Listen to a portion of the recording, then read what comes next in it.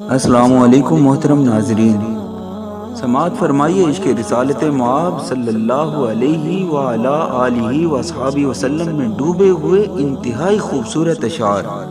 کرتاس کے چہرے پر ایک لفظ لکھا میں نے، کرتاس کے چہرے پر ایک لفظ لکھا میں نے، اس لفظ کی خوشبو سے کرتاس معطر ہے، اس لفظ کی کرنوں سے ہر چیز منور ہے، وہ لفظ مکمل ہے، وہ لفظ محمد ہے۔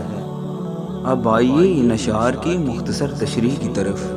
ان اشعار میں کرتاس سے کاغذ مراد ہے۔ معطر کا مطلب خوشبودار ہونا، خوشبو سے مہکنا۔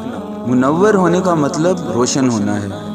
شاعر کہتا ہے کہ میں نے کاغذ کے سامنے کے حصے پر ایک لفظ لکھا، اس لفظ سے اتنی مہک اور خوشبو اٹھی کہ پورے کا پورا کاغذ اس لفظ کی وجہ سے خوشبودار ہو گیا۔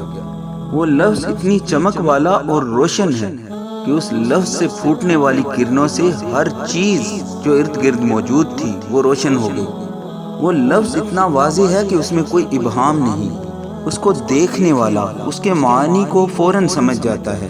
یہ لفظ ہر قسم کے عیب اور نقص سے مبرہ ہے، یہ لفظ ہر لحاظ سے مکمل ہے، اور یہ لفظ کیا ہے؟